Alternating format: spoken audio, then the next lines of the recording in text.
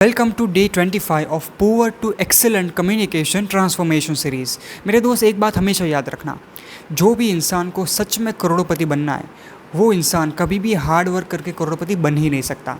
क्योंकि अगर hard work करने से हर एक इंसान करोड़पति बन जाता, बहुत अमीर बन जाता, पैसा कमाता, तो फिर सबसे पहले तो मेरे हिसाब से एक मज़दूर इंसान को अंबानी बन जाना चाहिए था ना। लेकिन सिचुएशन तो कम्प्लीटली कुछ और ही है, राइट। जो इंसान कम मेहनत कर रहा है, स्मार्ट वर्क कर रहा है, वो इंसान ज़्यादा पैसा बना रहा है। तो आज हम बात करेंगे कि स्मार्ट वर्क ज़्यादा ज़रूरी है या फिर हार्ड वर्क करना ज़रूरी है। क्योंकि अगर तुमने इन दोनों के बीच का डिफरेंस को नहीं समझा तो तुम पूरी ज़िंदगी किसी दूसरे इंसान के लिए कड़ी मेहनत करते रहोगे, और हाँ, एंड में तुम्हें मिलेगा बहुत ही कम, बेयर मिनिमम के लिए तुम्हें सेटल होना पड़ेगा, और वो इंसान ज़्यादा से ज़्यादा पैसा बना के निकल जाएगा। और फिर तुम हमेशा रोते रहोगे, कंप्लेन करते रहोगे कि मेरे पास इतना कम क्यों है, क्योंकि तुमने इन दोनों के बीच का डिफरेंस समझा ही नहीं। चलो मैं तुम्हें एक छोटी सी स्टोरी आज बताऊंगा जिससे तुम्हें ये समझ में आ जाए कि हार्ड वर्क और स्मार्ट वर्क के बीच का डिफरेंस क्या होता है, समझे।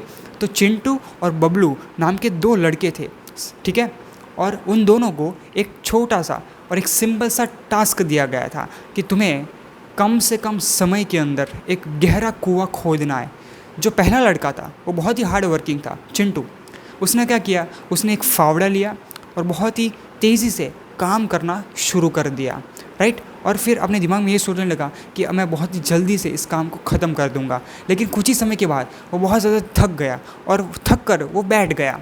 लेकिन जो दूसरा लड़का था उसने हार्ड वर्क के बजाय स्मार्ट वर्क को ज़्यादा प्रेफरेंस दिया, और फिर उसने सोचा कि मैं इस काम को कैसे जल्दी से जल्दी पूरा करके दे सकूं ताकि सामने वाला इंसान मेरे साथ आगे भी नेक्स्ट डील भी मेरे ही साथ करे।